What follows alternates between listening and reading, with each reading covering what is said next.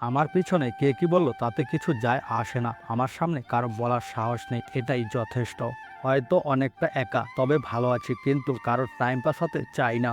বর্তমানে ফোনের ক্যামেরা পর্যন্ত ডবল, আর আমি এখনো সিঙ্গেল। সময় একদিন বুঝিয়ে দেবে তুমি কাকে খুঁজতে গিয়ে কাকে হারিয়ে ফেলেছো।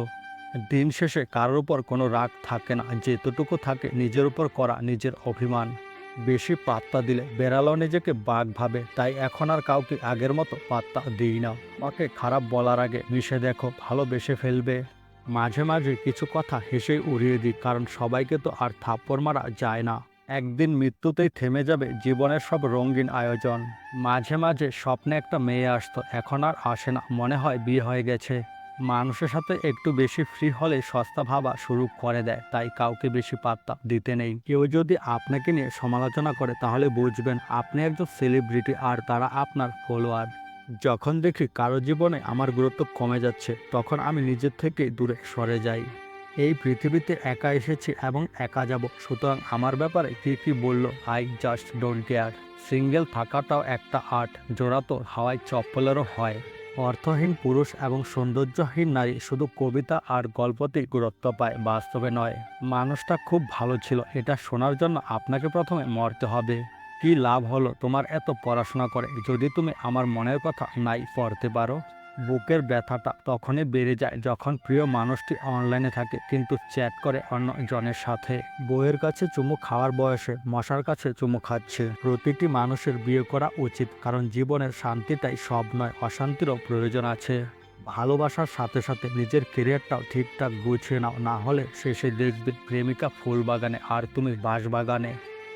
সবাই ফেসবুকে আসে চ্যাট করার জন্য, আর আমি আসি মানুষের রং তামাশা দেখার জন্য। হ্যাঁ, এখনও সিঙ্গেল, কারণ ভালোবাসার নামে টাইম পাস করতে শিখিনি। এক জীবনে সবাই তো আর সব কিছু পায় না, আমিও না হয় এই জীবনে না পাওয়ার দলেই থাকলাম। তোমার পৃথিবীটা বিশাল বড়, আমায় ছাড়া হাসা যায়, বাঁচা যায়, আমার কথা না মনে করে থাকা যায়। যাকে আমি প্রিয়জন ভেবে কাছে টেনে নিয়েছি, সেই আমায় প্রয়োজনের পাত্র করে দূরে ঠেলে দিয়েছে। যে অনুভূতির স্পর্শ পেয়ে আমি নিজেকে সবচাইতে সুখী মনে করেছিলাম, আজ সেই অনুভূতিটাই আমায় বড্ড কষ্ট দিচ্ছে। আমরা যার জন্য চোখের মূল্যবান জল ফেলি, তার কাছে কখনোই মূল্য আমরা পাই না। দেহের মৃত্যু হলে সবাই দেখতে পায়, কিন্তু মনের মৃত্যু হলে কেউ ফিরেও তাকায় না, শুধু উপহাস করে।